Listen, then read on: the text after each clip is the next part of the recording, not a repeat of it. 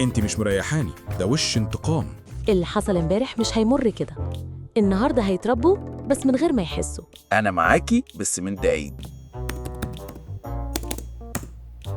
ماريو، كنت عايزة رأيك في إعلان جديد. ويا عمرو، في فكرة محتاجاك تسمعها ضروري عشان هنعمل لها برزنتيشن للعميل. اهو نطلع شوية افكار جامدة بقى. يلا بينا. مع اني اسمع ان انتي افكارك دي تضيع وقت، لكن للاسف دوري ان اسمع للكل. متشكرة يا عمرو، مش عارفة من غير دعمك كنت هعمل إيه.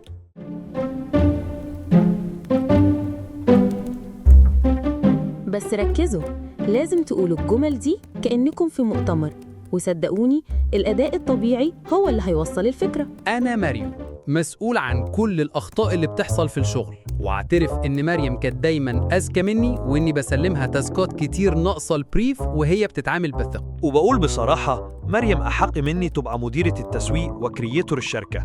أفكارها مبدعة وأنا مستعد أشتغل تحت إدارتها. شكراً ليكوا يا شباب. كده الفيديو الجاي لإنستجرام ريلز جاهز. إيه؟ أنتي صورتي الكلام ده؟ وقلت إني هشير حاجات إيجابية عن الفريق، وبصراحة دي أكتر حاجة إيجابية شفتها منكم.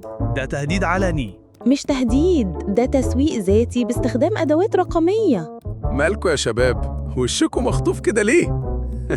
ايه يا مريم، انت عملت فيهم ايه؟ ولا حاجة، يا دوب عملية انتقام بسيطة على أوردر امبارح، بثبت فيه إن كيدهن عظيم. تصدق ده بقى اللي هيزعلنا من بعض.